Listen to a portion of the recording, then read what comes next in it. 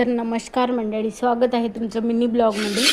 तर बघू शकता आज बरेच दिवसांनी म्हणजे हे कटुले येऊन बरेच दिवस झालेले आहेत. तर मी आज पहिल्यांदाच याची भाजी बनवत आहे, कारण की मी आता पहिल्यांदाच हे आणलेले आहेत विकत आणि खूप खूप भाव होते याचे आतापर्यंत, म्हणून मी आणलेले नव्हते.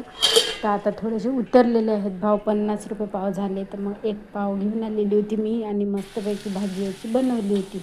तर याला रानमेवा म्हणतात, तुम्हाला तर माहीतच असेल.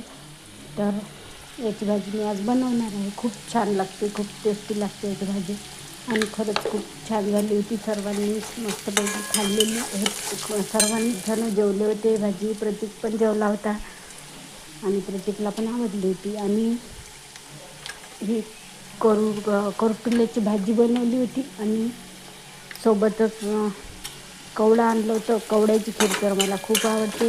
मला वाटलं की कोणाला आवडणार नाही घरामध्ये, तर सर्वांनाच आवडली.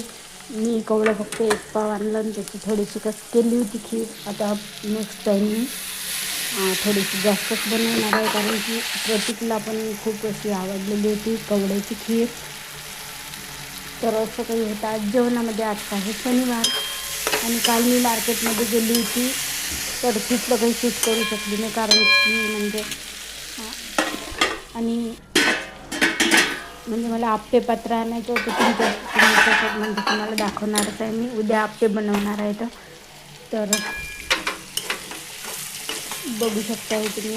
आज असं काही होतं जेवणामध्ये. आणि कंट्रोलमध्ये गेल्यामुळे मला आज स्वयंपाकाला वेळच झालेला होता.